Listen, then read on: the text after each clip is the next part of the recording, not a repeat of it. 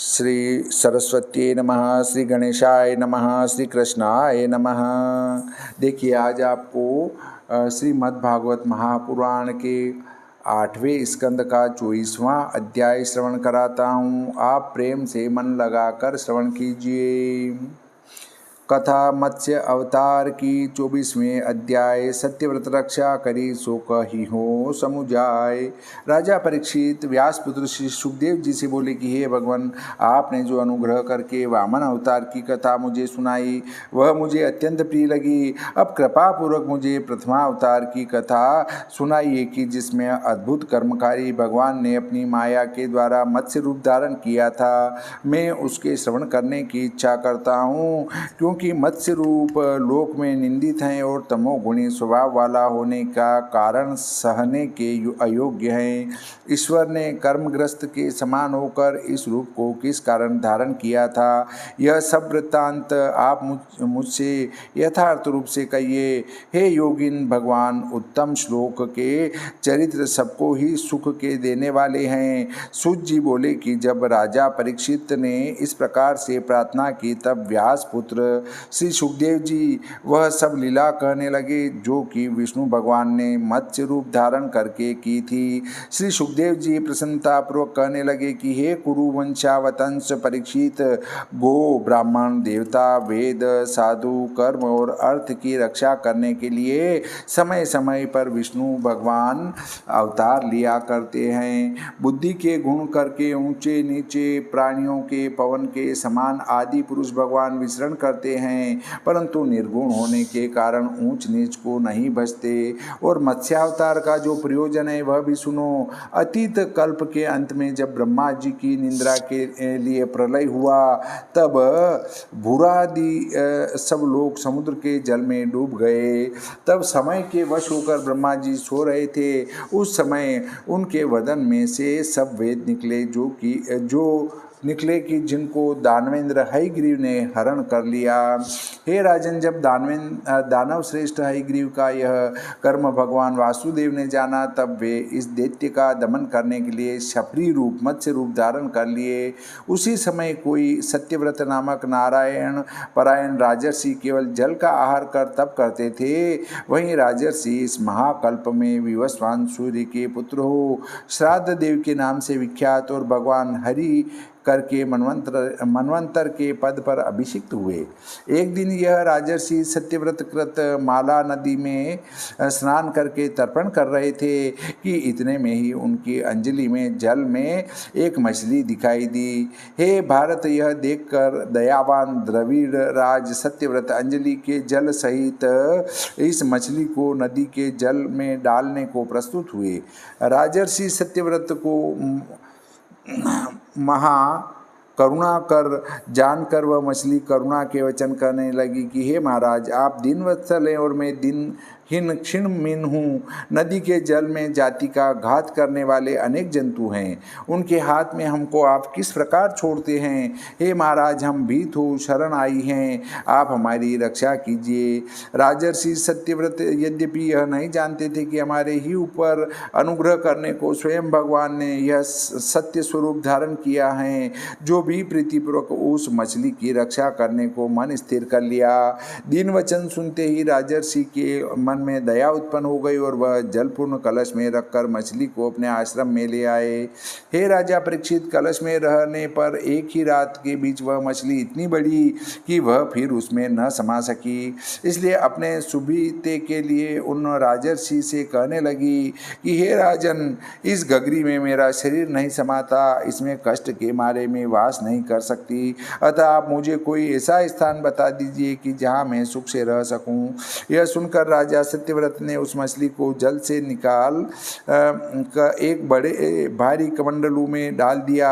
हे राजन, उस कमंडलू में गिरते ही एक क्षण के बीच में वह मछली 3 हाथ बढ़ गई। तब वह मछली कहने लगी कि इस कमंडलू के बीच में भी मैं सुख से नहीं रह सकती, अनुग्रह करके मुझको आप किसी बड़े भारी स्थान में रखवा दें, क्योंकि मैं आपकी शरण आई हूँ, इसलिए सब प्रकार आपको मेरी रक्षा करनी उचित है।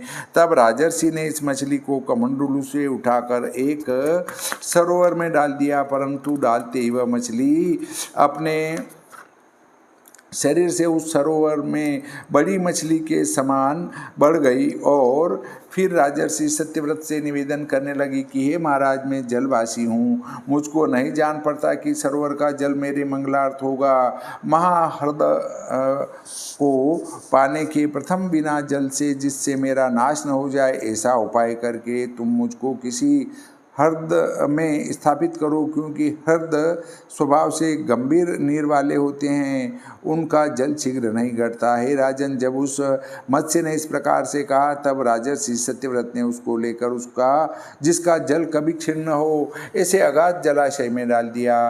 परंतु एक दिन में ही वह मछली इतनी बड़ी कि वह जलाशय भर गया। राजा सत्यव्रत ने जब देखा कि इस मछली का शरीर जलाशय में भी नहीं समाता, तो उसको समुद्र में डालने के लिए चला। तब उस मीन ने दीन भाव से राजर्षि के प्रति कहा कि हे राजन, यहाँ पर अति बलवान मकरादी जंतु हैं, वे हमको भक्षण कर लेंगे, इसलिए आप हमको इस स्थान में न छोड़िए। जब उस मत्स्य से ऐसा वचन सुनकर राजर्षि सत्यव्रत अतिशय मोहित हुए। तब मत्स्य से बोले, आप कौन हैं और मत्स्य के रूप से हमको क्यों मोहित करते हैं? हमने कभी इस प्रकार का जलचर न देखा न सुना।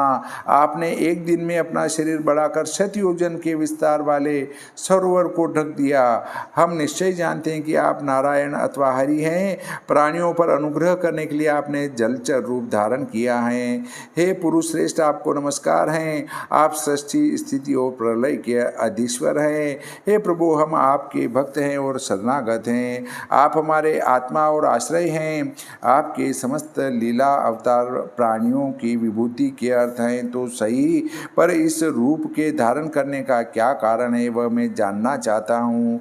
हे अरविंद लोचन, देहाभिमानी पुरुषों की उपासना जिस प्रकार व्यर्थ होती है, वैसे ही सर्वसुहृद और प्रिय आत्मा आपके चरणों की उपासना व्यर्थ नहीं हो सकती।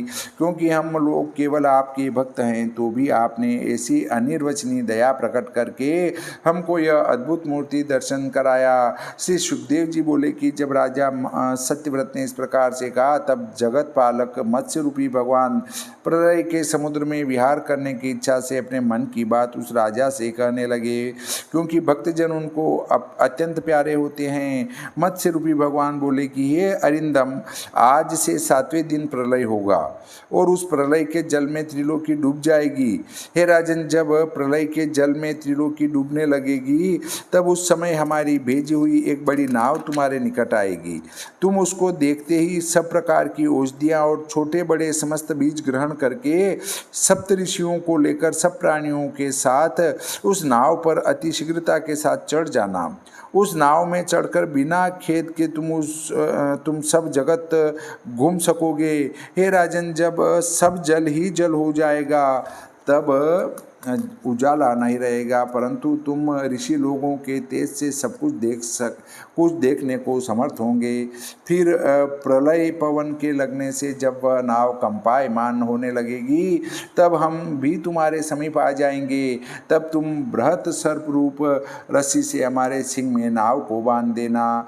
जब तक ब्रह्मा जी की रात रहेगी, तब तक हम उस नाव को ऋषि लोगों के सहित प्रलय समुद्र में खींचते फिरेंगे। हे राजन, पर ब्रह्म पद वाच्य जो हमारी महिमा है, वह उसी समय तुम्हारे प्रश्न करने पर कहेंगे। तुम हमारी प्रसन्नता से उस महिमा को अपने हृदय में जान सकोगे। श्री भगवान इस प्रकार सत्यव्रत को आज्ञा दे उसी स्थल में अंतर ध्यान हो गए। इसके उपरांत यह राजर्षि सावधान हो भगवान की आज्ञा दिए हुए काल की राह देखने लगे। अर्थात सत्यव्रत राजा मत्स्य रूपी भगवान के चरित्र का स्मरण करता हुआ पूर्व की ओर को हैं अग्रभाग जिनके ऐसे कुशों को बिछाकर पूर्व उत्तर की ओर मुख करके बैठ गया। कुछ काल के पीछे दिखाई दिया कि समुद्र का नीर तट को तोड़ सर्व प्रकार से पृथ्वी को डुबोता हुआ बढ़ने लगा और भयंकर मेघ अनिवार्यित जलधारा बरसाने लगे। राजा सत्यव्रत ने भगवान की आज्ञा का विचार करते करते देखा कि एक नाव निकट आ पहुंची। मत्स्य मूर्ति भगवान की आज्ञा का स्मरण कर वह सत्यव्रत सब प्रकार प्रकार की औषधि व लतादि लेके सप्तऋषियों के साथ उस नाव पर आरूढ़ हो गया। जब यह सत्यव्रत राजर्षि नौका पर चढ़े तब मुनि लोग बोले कि हे राजन, भगवान केशव का ध्यान करो, वे ही हम लोगों को इस संकट से बचाकर मंगल करेंगे। हे राजन, जब राजा सत्यव्रत ने ध्यान किया तब एक श्रृंग धारण किए मत्स्य भगवान साक्षात समुद्र में प्रकट हुए। इनका यह श्रृंग स्वर्ण का था और देह की लंबाई 1,00,000 योजन की थी। राजर्षि सत्यव्रत भगवान की आज्ञा अनुसार अही डोर से इस मत्स्य की श्रृंग में नौका बांध प्रसन्नचित हो भगवान मधुसूदन की स्तुति करने लगे।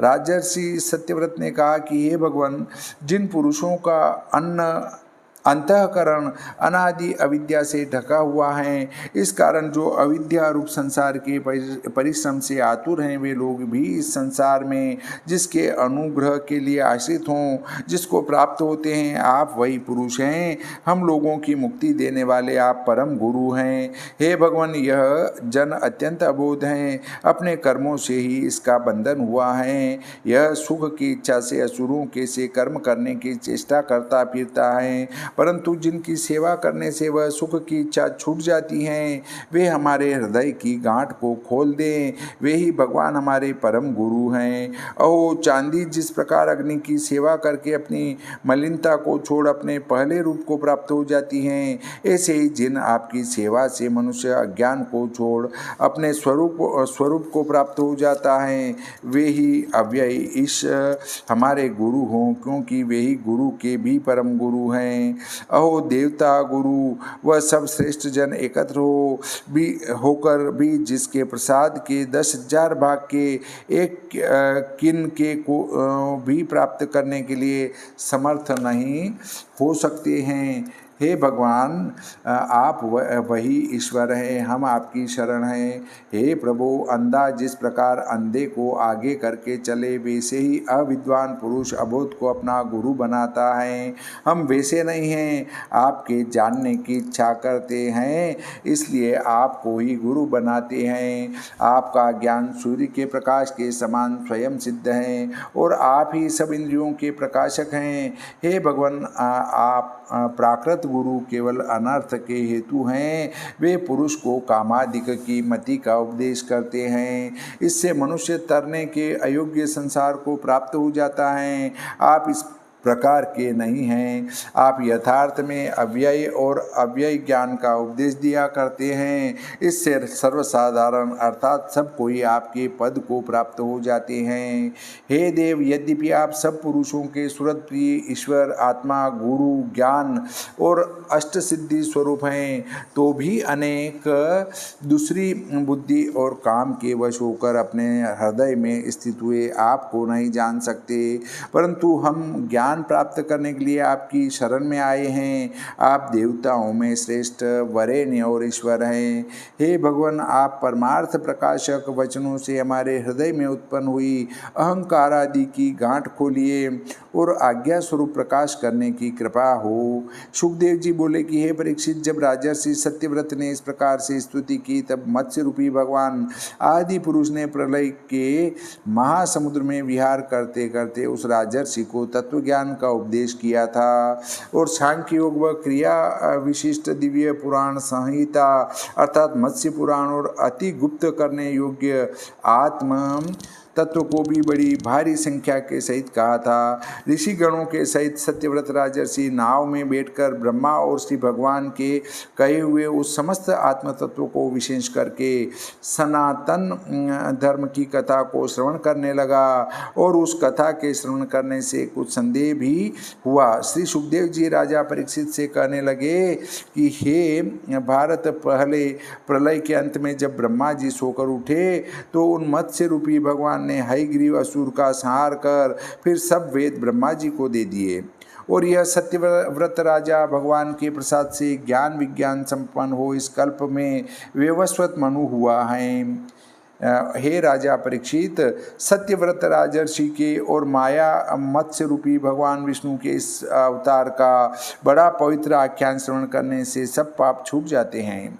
श्री भगवान वासुदेव के इस अवतार को जो मनुष्य दिन प्रतिदिन कहते हुए सुनते हैं, उनके सब कार्य सिद्ध हो जाते हैं और अंत में परम गति को प्राप्त हो जाते हैं। अहो प्रलय समुद्र के जल में शयन करते हुए और शक्ति रहित विधाता के वदन से निकले हुए सब वेदों को जिस दानव ने हरण कर लिया और जिन्होंने मत्स्य रूपी होकर उस हयग्रीव राक्षस को मार सब वेद सत्यव्रत और सप्त ऋषियों से कहे थे, उन अखिल कारण माया मत्स्य रूपी भगवान को हम बारंबार नमस्कार करते हैं। श्रीमद्भागवते महापुराणे अष्टम स्कंदे भाषा टीकायां मत्स्यावतार वर्णनम नाम चतुर्विंशोऽध्यायः। श्री सरस्वती मैया की जय, श्री गणपति जी महाराज की जय, श्री कृष्णचंद्र भगवान की जय, श्री रामचंद्र भगवान की जय, बजरंग बली की जय।